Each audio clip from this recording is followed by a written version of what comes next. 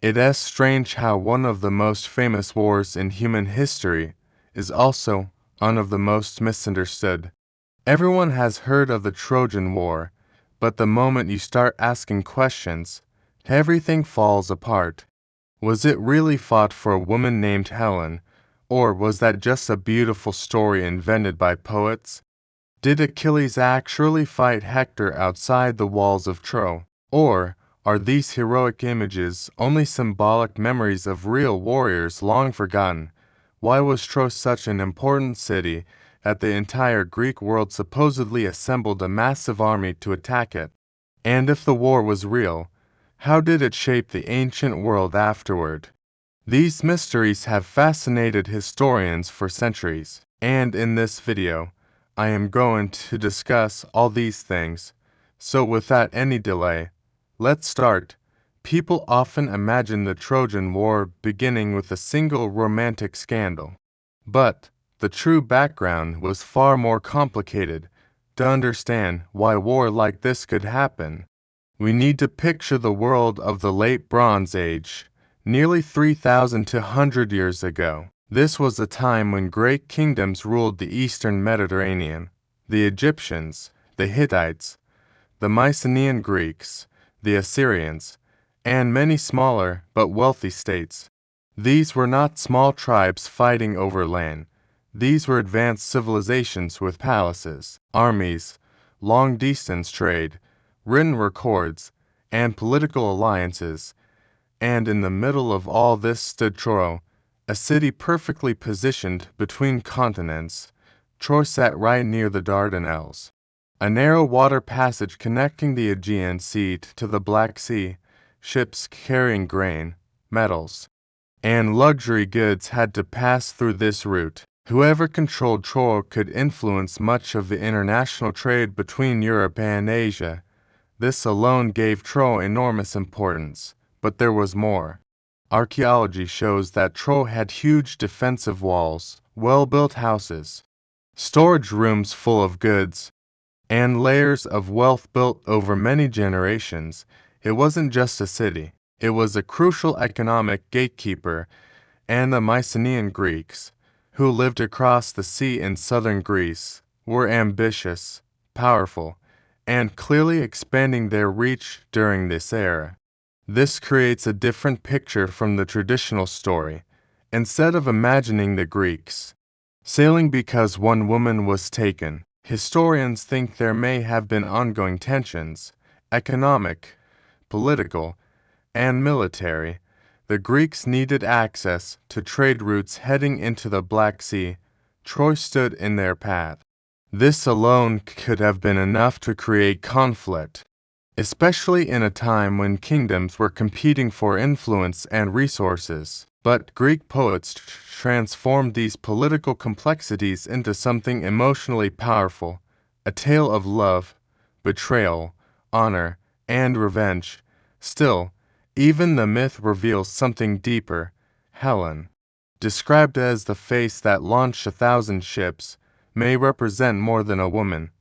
Some researchers think she symbolized a valuable political alliance or even control over a region. In the Bronze Age world, royal marriages were political tools.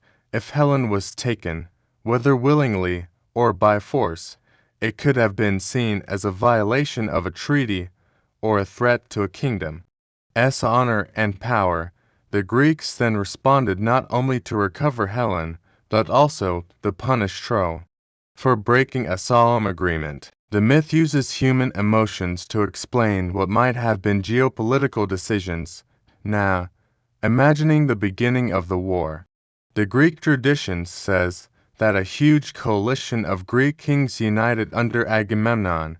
Each king brought ships and warriors, and together they formed one of the largest armies the ancient world had ever seen. Some believe this coalition was exaggerated for poetic effect, but Mycenaean Greece did have multiple kingdoms that interacted constantly, sometimes as rivals, sometimes as allies.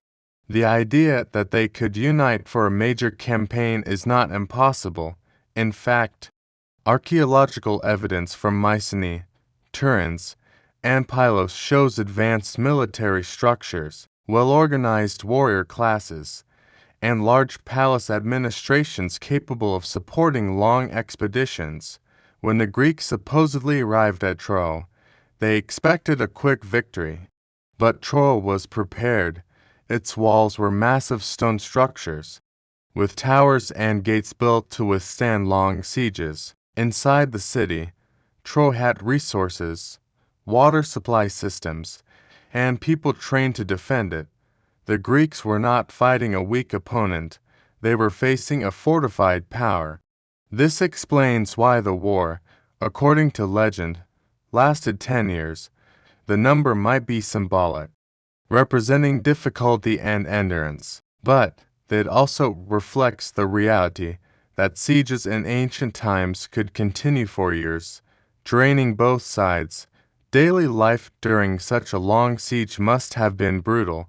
The Greeks, camped on foreign soil, dealt with limited supplies, diseases, internal disputes, and leadership conflicts. The Iliad describes these tensions in detail. Disagreements between Achilles and Agamemnon, soldiers questioning their leaders, and constant exhaustion, even if these characters were dramatized. The psychological and logistical struggles they represent were real. Armies far from home often suffered from lack of food, morale issues, and political arguments. Meanwhile, inside Troy, the population lived under constant fear. Supplies dwindled, people suffered losses, and they watched their allies fall one by one.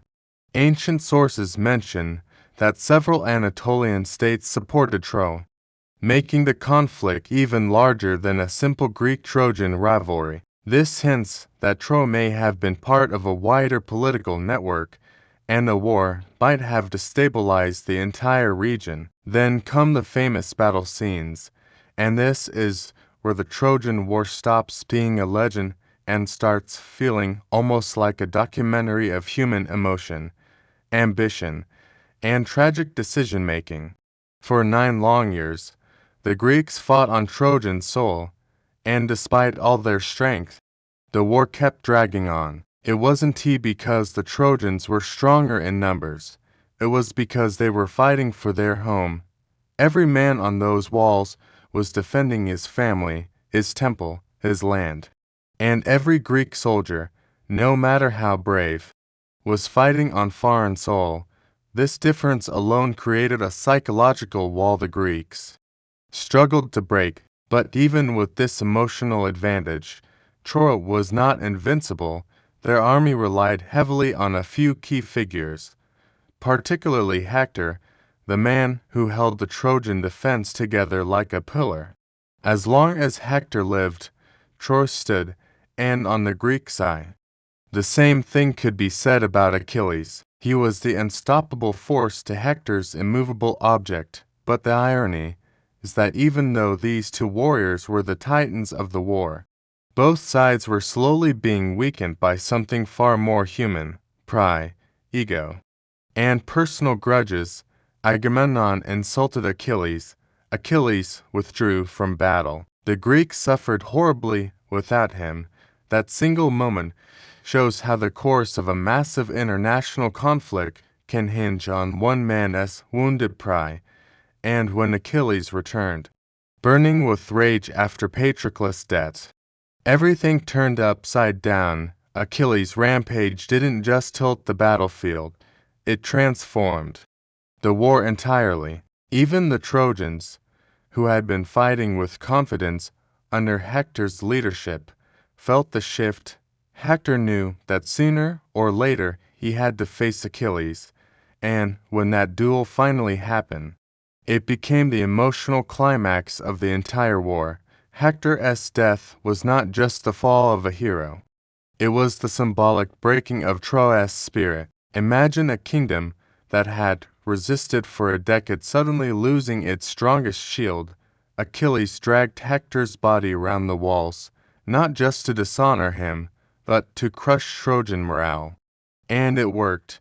After that, Troy was no longer the same, but you might wonder, if Hector died, then why didn't the Greeks win immediately? Why did the war still go on? Because the walls of Troy were the real obstacle. They were legendary. No Greek army, no matter how fierce, could break those defenses through brute force, and inside those walls. Even after losing Hector, the Trojans still had hope. They still had elite warriors like Aeneas, Prince Deiphobus, and a united population determined to survive. Plus, the gods themselves were interfering left and right, some helping the Greeks, some protecting Troy. Every small victory was being balanced by another setback. The war was stuck again.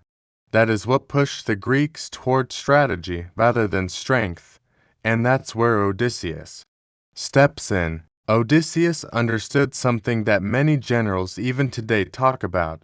When a direct attack fails, deception becomes the pathway to victory. He proposed the idea that would become the most iconic military trick in history, the Trojan Horse. The Greeks pretended to retreat, leaving the massive wooden horse as an offering, and the Trojans, completely exhausted from a decade of war, fell for the illusion of peace. They pulled the horse inside the city, believing the gods had finally given them victory. This moment, just this single decision, changed everything, because inside the horse were the best Greek warriors. And that night, when Troy slept for the first time without fear, celebrating what they thought was the end of their suffering, the Greeks silently climbed out, opened the gates, and let the rest of their army pour in. The fall of Troy was brutal, quick, and filled with chaos. The city that had resisted for 10 years collapsed in a single night. Priam, the elderly king, was killed, the palace burned, the temples were looted, and the people who had fought so bravely for a decade could do nothing once their walls were breached from within. This tragedy marks one of the most painful collapses in ancient literature and legend. Now let us talk about the result of the Trojan War and why it happened the way it did. Many people think the Greeks won because they were stronger or more powerful, but the truth is more complicated. The Greeks won because Troy made a single fatal mistake, trusting the horse. After 10 long years of smart defense, that one act of misjudgment erased everything they had achieved. But deeper than that, the war's outcome was shaped by a chain of human flaws. If Paris had not taken Helen, if Agamemnon had not insulted Achilles, if Achilles had not let pride control him, if Hector had refused to fight Achilles, if the Trojans had not dragged the horse inside, every stage of this war reflects how human decisions, driven by emotion rather than logic, can shape the destiny of an entire civilization. Could the result have been different? Absolutely. If the Trojans had burned the horse, the Greeks would have returned home empty-handed. If Hector had survived longer, the Greeks might never have broken Troy's defense.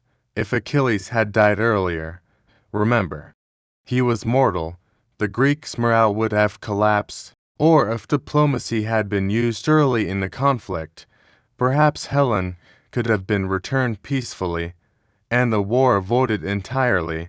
But pride, honor, and divine interference prevented that from happening. Now, what was the long-term impact of this war? The Trojan War did not just end a kingdom, it reshaped the ancient world, politically. It triggered migrations. Many Trojan survivors, like Aeneas according to legend, fled across the Mediterranean, influencing the cultures of regions like Italy.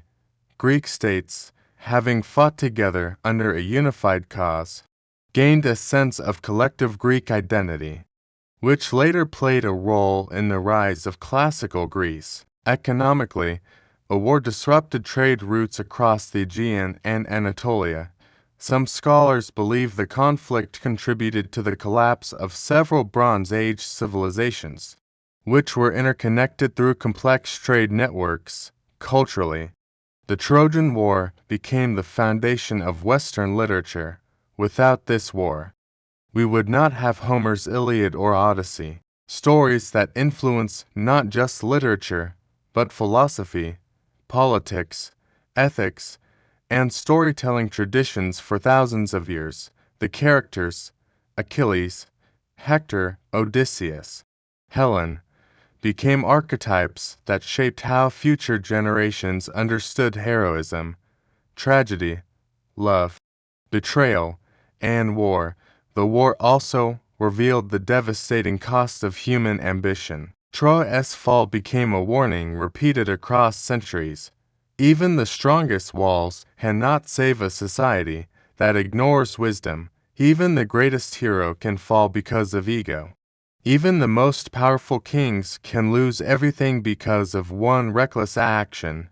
So, when we look at the Trojan War today, we are not just looking at battles and ancient warriors.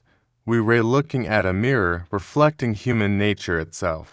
The same emotions that caused the war, pride, desire, loyalty, fear, anger, still shape modern conflicts. And that is why this story continues to survive, retold again and again through books, movies, plays, and art. It warns, inspires, and teaches at the same time. And with that, we come to the end of our deep dive into what really happened during the Trojan War, from its mythical beginnings to its political consequences. Before we end, I want to ask you one thing. Do you believe the Trojan War actually happened as described in legend? Or do you think it was mostly a myth built around a real conflict? Comment your thoughts. I'd love to see what you think.